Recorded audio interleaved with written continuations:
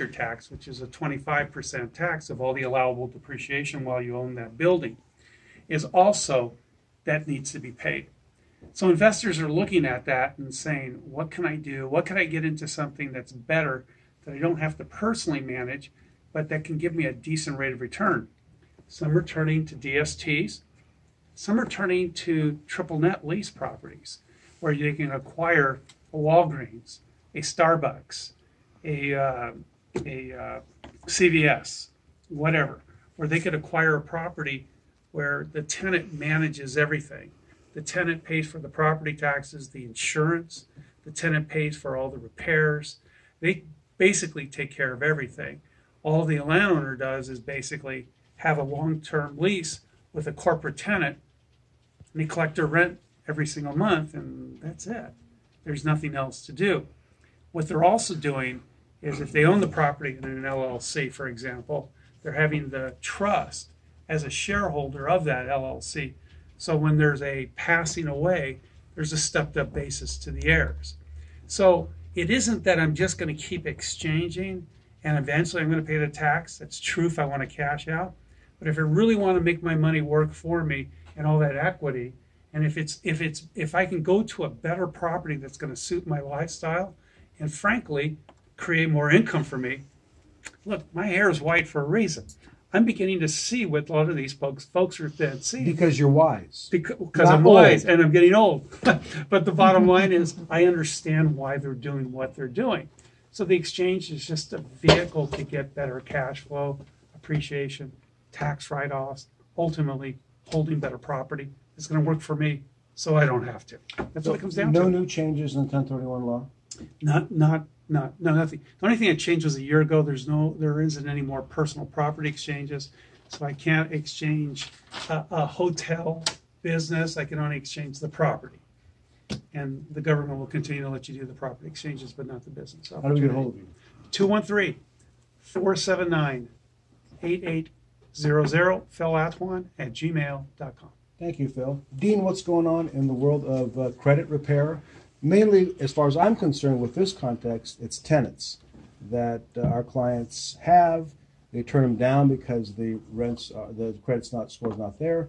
And as vacancies increase and as landlords have a less condescending and arrogant attitude towards tenants, we may say, hey, come back, get your credit fixed with Dean, and come back at that time. So what's new? Anything you can share with us? Well, good morning, everybody. I'm Dean. I'm the co-owner of Pacific West Credit. We're a licensed credit repair. I will give you a good story on a tenant that rented for 18 years. He worked at Disneyland and retired, and he got us through Google. We do Google ads. We fixed his credit, and in December 28th, he just bought a house in Ontario and moved out of his apartment, and he's a first-time homeowner, and he never thought it was possible thanks to coaching and obviously the score, which is more importantly. Fast forward, clients are saying, hey, everybody wants to lose weight as their New Year's resolution. Mine is to fix my credit, so that could be part of your New Year's resolution. Going forward, landlords, property owners, I got this letter in the mail. This is for 0% financing on a $10,000 credit card I have for 1 year.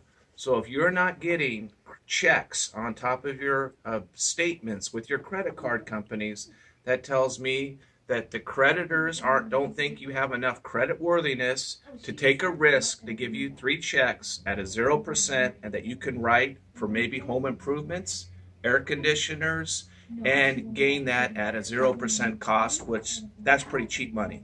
Now, all you have to do if you do a balance transfer is pay a minimum of $10 to 3%, but that's easy. So if you're not getting checks, you should ask yourself why. Dean at PacificWestCredit.com. How do we, the phone number? 714-323-5538. If I have a tenant that I turn down, I can send them to you, you'll fix their credit, and then send them back to us. Is that right? Yes, sir. Excellent. We have a new guest, Lynn, with Go Green Solar.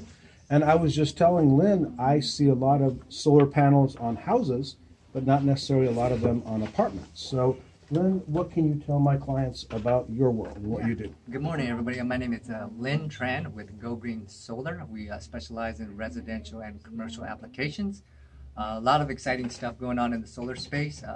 2019 right now is the last year to claim the full 30% tax credit on going solar. And for business owners that are putting solar on their properties, you get to depreciate that asset over 5 years. So the return on investment for apartment owners are significant. So what solar can do for your building is, the light bills that you have to pay for the common areas or pools, we can reduce those electric bills, thus reducing your operating expenses and potentially increasing your cap rate. And it should improve your resale value. So that's what we do here at Go Green Solar. Lynn, I own a 20-unit building in Bellflower. I could call you, you come by, take a look at my property. Yes. Give me an estimate of what it'll cost to install it and an idea of how much I'll save. Correct. And I think maybe the landlord doesn't care possibly if the units are individually metered, but you would think that even though he may not benefit financially, if his tenants are paying 20%, 30% less in utilities, that'll help them. So there is kind of a cost-sharing issue that may come into play. So